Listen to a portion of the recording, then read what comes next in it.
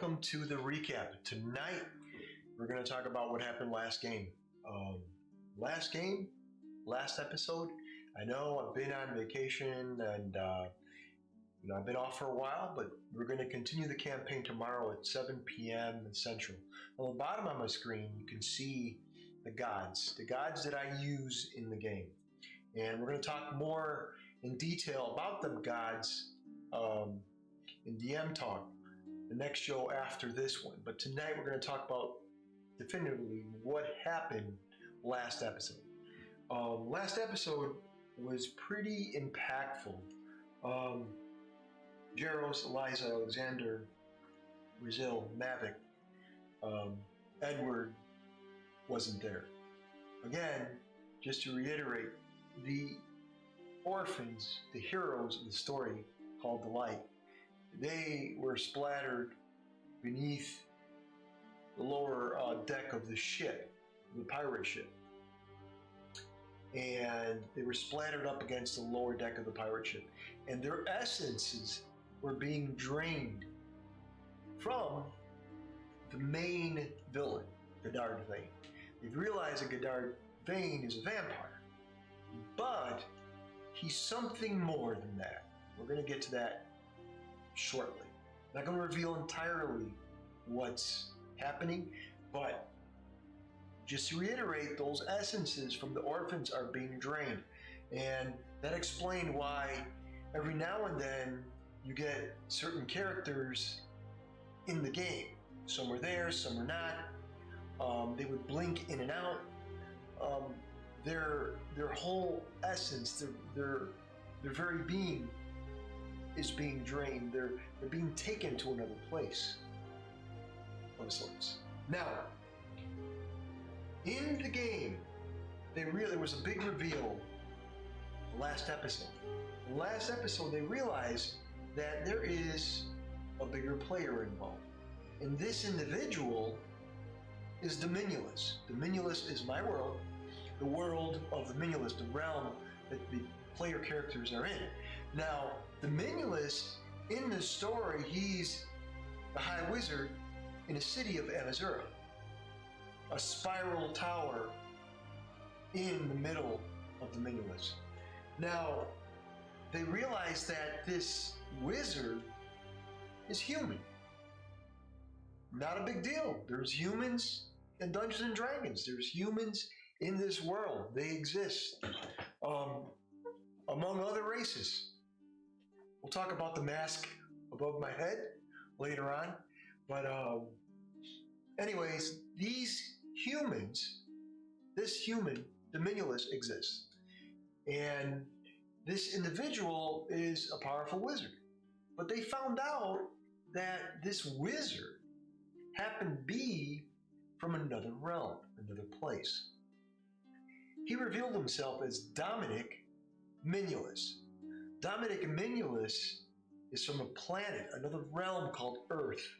And in that Earth, he explained to the player characters, or to Mavic, played by George Christopher, that in Earth there is not many gods as you see it. The gods, Zeus, Tyr, Prius, Loki, those gods are fictitious. And there is one God. And that God created the heavens and the earth. And the world, the universe. He explained that to them. And of course, imagine trying to explain this to individuals that belong to a realm of magic. And Dominulus, or Dominic Minulus, explained to them that Earth doesn't have magic like Dominulus. And that's why when Dominic found the rift between the Earth and Dominulus, he went through it. And he decided that this place will be his. This is his place. Like a god, he will reign forever.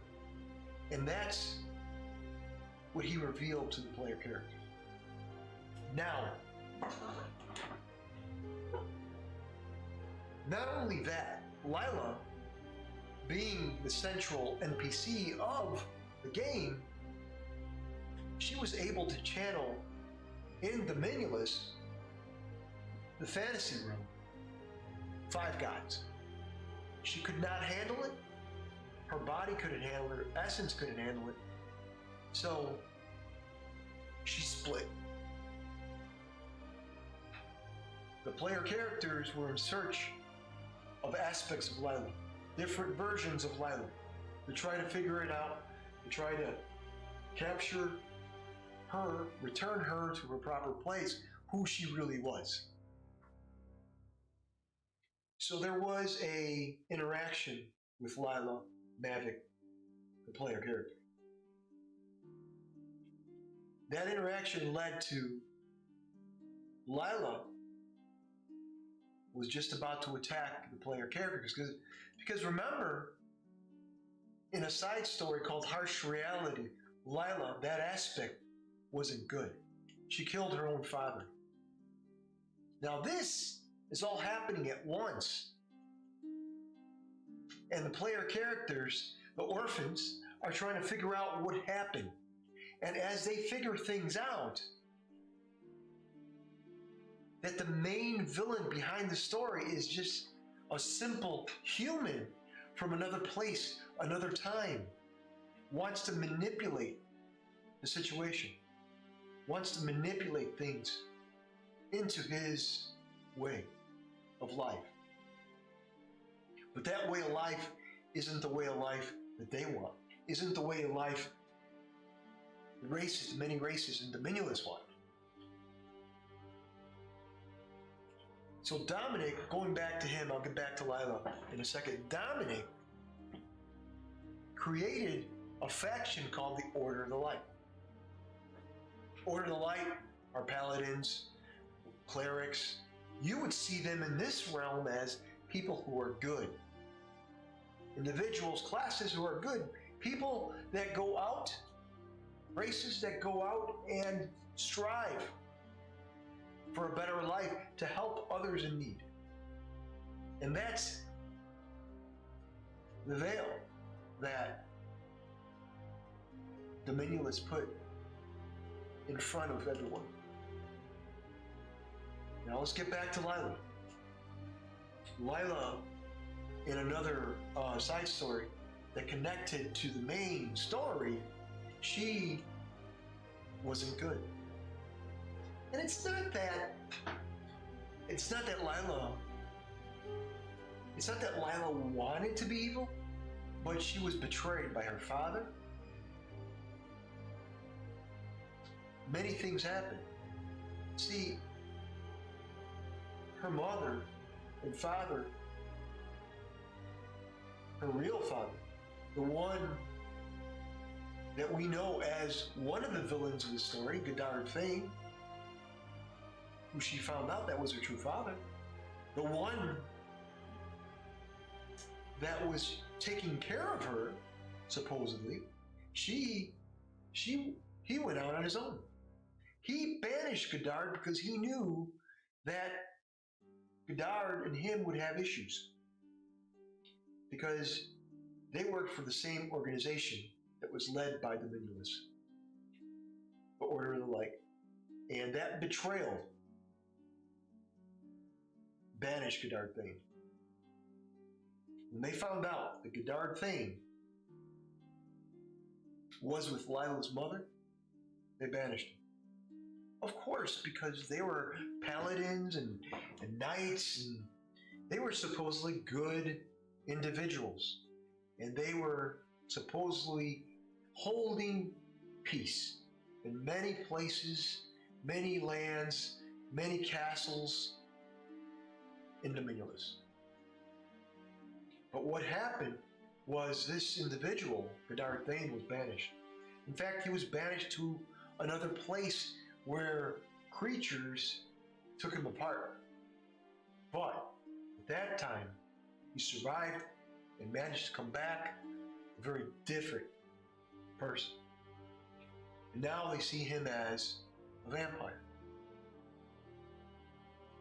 How does the story work? how do these orphans get to this point? You got to remember, from the beginning, they were missing their brothers and sisters, and all it was an adventure of the orphans finding out what happened to their brothers and sisters. And they found out that they were used for food. They were used for food. They were used to feed Godard Thane. And Dranger, the middle guy, the big bad pirate captain, worked for Godard Thane. He was paid handsomely. And at that point, all the orphans were taken care of to feed Godard Thane. And at that point, unlives continued on. His unlife continued on. Because you have to remember, Godard Thane hates, pure hate for what happened to him. It's stewing in his body. It's just in his heart. It's in it. He's not going to forget. He's not going to forget what happened to him. And he wants to destroy the people that put him there. Now you would say, well, why is Godard working for the Order of the Light? Why was he working for that? Those are mysteries that have not yet been found. And hopefully they can find it out. Hopefully they can find out. Hopefully these characters, hopefully these people can find it out. Now you're seeing all the gods that I have in my game. Eris, Bahamut, Krius, Fenrir, Kitsune, Loki, Zeus, Tiamat, and Tyr. Those are the gods that I use in the realm of Dominulus. Why did I pick those? We're going to go over that in the end talk.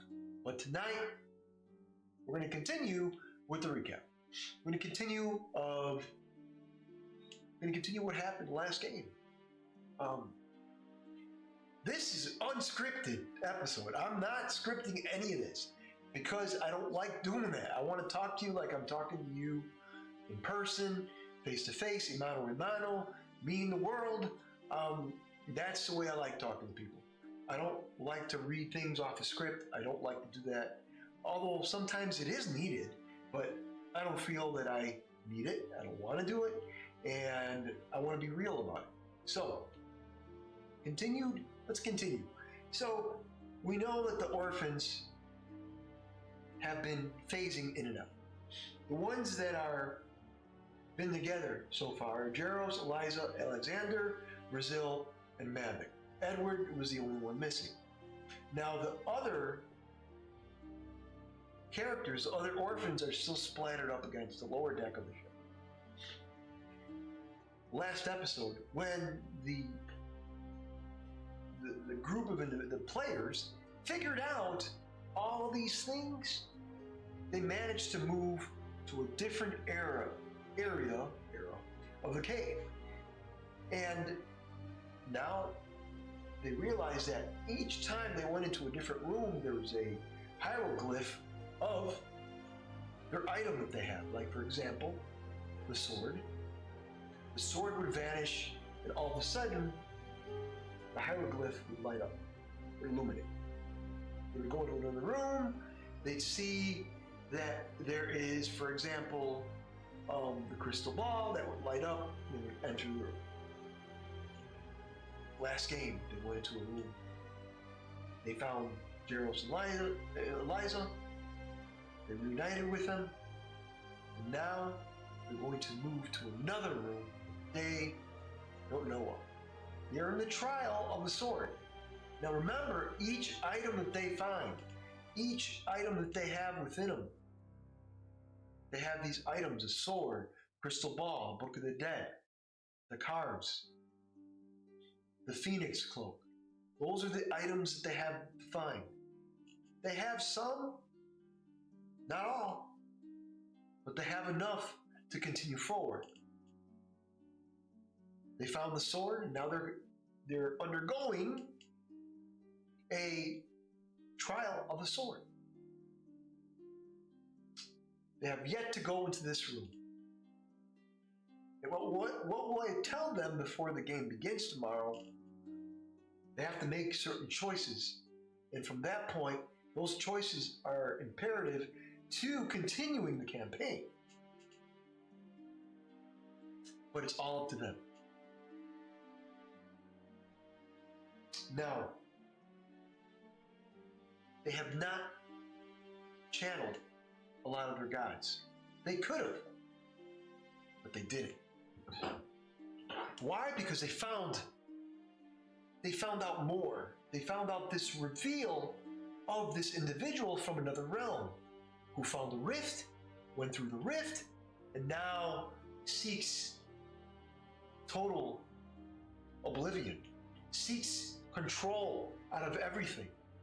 If no one follows his way, you will be destroyed. But from his realm, the gods that you have, Bahamut, Tiamat, Tyr, Zeus, they don't exist. They only exist in fairy tales. They only exist in books. There is no five-headed dragon in the realm that he comes from. And now, he tells them this, and now there are things going on in their mind. There are problems, they're thinking. They don't know what to do. They don't know if they should channel the power that they have within them. Folks, these individuals, these orphans, these heroes, they have these items. They know what to do. And now they're moving forward. They defeated the pirate Ranger. They defeated many creatures. And now they have to face their last opponent, their last big bad. Can they defeat it? Will they work together? Those are some unanswered questions. I can't answer that. They will have to answer that. They will have to meet their doom or victory. Folks, these gods have a lot to say. We know in Dungeons and Dragons, gods can sway you. But according to Dominic Minulus, the individual from that other realm, there's only one God. So now you have a theologic pull from one realm to another. What is the truth and what is a lie? What is power and what is pure fantasy? These orphans will become stronger or weaker. They have to make those choices. Not only were they in uncharted territory, they found themselves. They found each other. They found that even though they don't have everyone together, they have each other for the moment. Whether it's 3, whether it's 5, whether it's 6. They have each other. And they will continue on. Lila, the central NPC for the game, she's a cleric. She channels gods. Or she did channel gods. But now, she sees something different. She's an adult, not a little girl like she was some time ago. She's an adult walking through a field and she hears this voice in the distance. She went towards the voice. It pulled her towards it. She went towards the voice. The voice said, "With me, you will be one. There is only one way." she heard the voice was soft, the voice was peaceful. Those are the things that the players in this game must meet. Well, you can say, well, how did Lila see this? She suffered a lot. Lila suffered so much in the game. She went from one point to another. And when she went from one point to another, she died. And they brought her back. Now, will this version of Lila be helpful to her friends, her family? We won't know until the players progress in tomorrow's game at 7 p.m. I have to say that because it's tomorrow's game. Recaps are a little difficult because you have, I like to spill a lot of things here and there, and they're fun. They're fun. Recaps are great, but I want you all to know that from one point to another, these orphans, these individuals, they have struggled. They've also endured. They have power, and they've gone without. Now you can say that this recap that I'm telling you from last game, what happened, they found 2 houses. One house, Mavic opens the door, and he goes through the door and he sees a fire. And the town of the light was on fire. And he sees individuals with chainmail armor, some plate armor. They have arrows, they pull back the cord, and they start burning the town. Mavic tries to help the town, tries to help the people in that town, but it's too late. Everything's ablaze. They fought an aboleth. But the strange thing, there was a bubble around the aboleth, and the creature was in this bubble, as if someone or something was controlling it. But they fought it and defeated it. They moved on. On top of that, as I said before, Dominic Minulus makes himself known. They find out. Mavic finds out, tells the rest of the party, and here we are. What will happen from this point on? Time will tell. I can only write so much, and we'll see what the players do and see how they handle the situations that they have before them. There's only so much you can do. But I will tell you that these players, these orphans, have made it to the end. And what they will find, gonna have to wait till tomorrow at 7 p.m. Central. Join us tomorrow at 7 p.m. Central. Let me know what you think in the comments and so forth. Again, it's unscripted recap. I don't write anything. I try to tell you from the heart what happened last game without giving too much spoilers. I try not to. But check it out. Stay with us. Next episode of DM Talk coming up soon at 10:30. I'll see you then. Have a good night, everyone.